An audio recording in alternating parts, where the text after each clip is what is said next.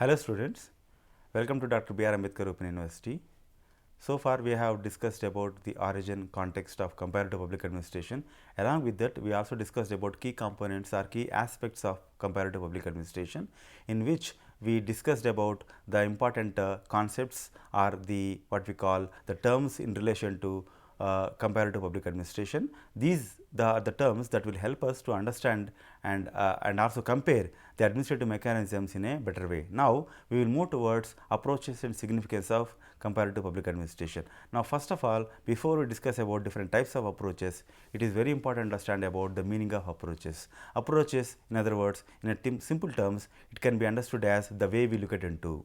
In other words, what is the aspect that we keep in our mind before we look at the phenomenon. So, here let us try to apply this the term called approaches to the comparative public administration. Means before a scholar is trying to do a comparison between two different administrative setups, what particular approach the researcher should carry on.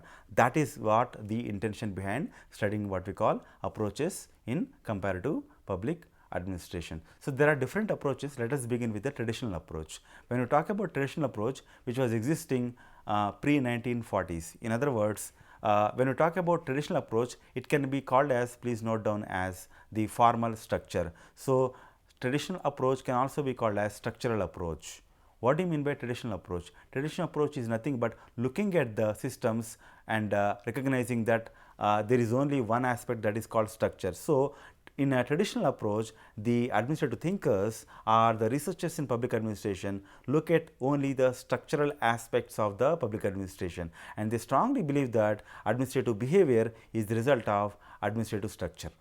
So, this is what we call traditional approach. So, the focus is on describing formal structures, constitutions, laws, organizational charts, etc. So, here broadly you will find what we call non-human aspects. Please note down this non-human aspects. When you are referring to the constitutions, when you are referring to the laws, when you are referring to the rules and regulations, code of conduct, organization structure and charts, they are all what we call the structural aspects, which are broadly categorized as non-human aspects. So, this is what we look at the system. So, the language, the approach, everything will be accordingly. So, it was legalistic, descriptive and ethnocentric. Scholars described Western administrative structure without asking whether these models applied elsewhere or not. In other words, these scholars in public administration, especially from the West, strongly believe that their structures are very good, very refined,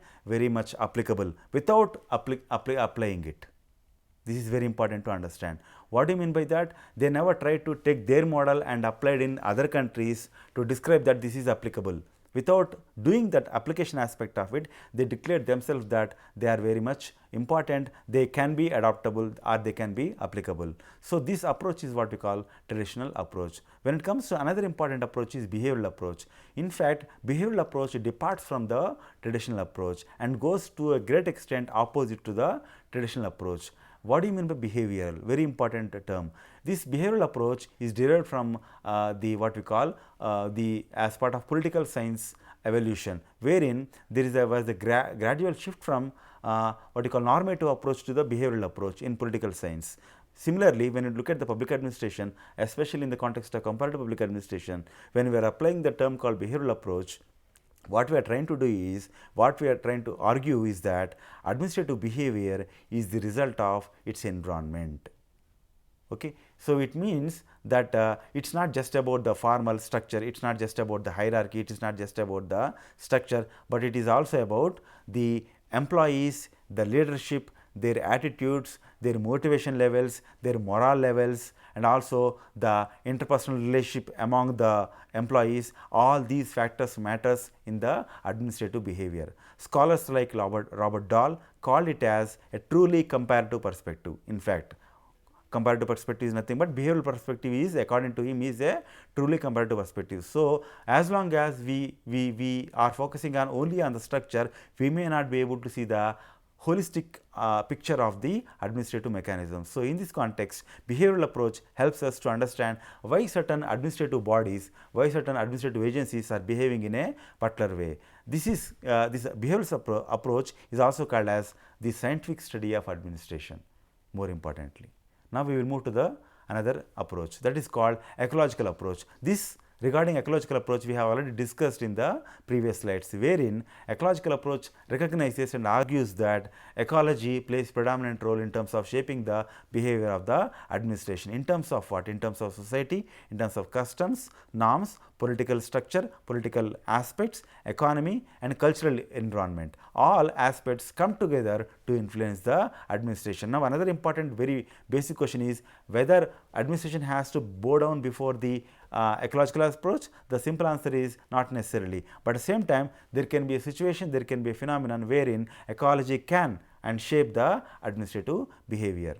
And another important aspect is development administration approach. What do you mean by that? This is a normative approach that asks how should administration be designed to promote national development. So administration, when we are talking about, we are talking about the procedure, we are talking about the structure, but we are not talking anything about the goals. Here, when we are adding the word development administration before the administration, what we are trying to understand is administration do have its own goals to achieve.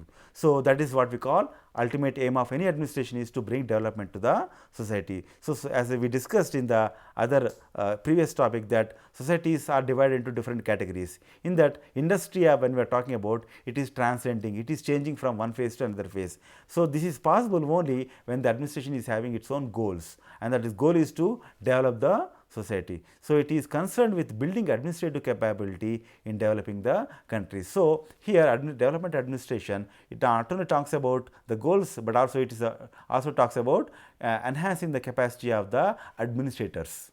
So first time you will find what we call in the development administration recognizing the human element, what we call the leadership or the employees. Another important aspect is new comparative public administration.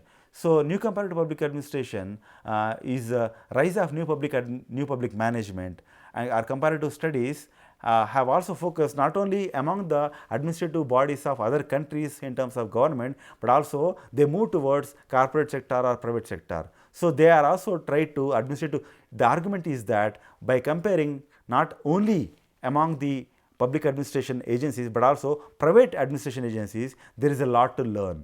As a result, you will find public sector reforms in terms of privatization, in terms of decentralization, in terms of e-governance, in terms of what you call adopting the best practices from the private sector in terms of the what we call government sector. So new comparative public administration moves away from the traditional approach of only comparing among different public administrative agencies, but also comparing between public administration and the private administration. The last what you call approach is what we call postmodern approach, wherein more recent scholarship questions the very premise of comparison. Means to what extent we can go with comparison, and what about the what you call cultural specificity. What do you mean by that? Cultural specificity argues that every culture is unique, every culture is different. You cannot adopt one culture into your own culture. So that in fact postmodern approach seriously questions the very premise of the comparison. So means it also tries to put scope and limitation to the adaptability or what we call comparability.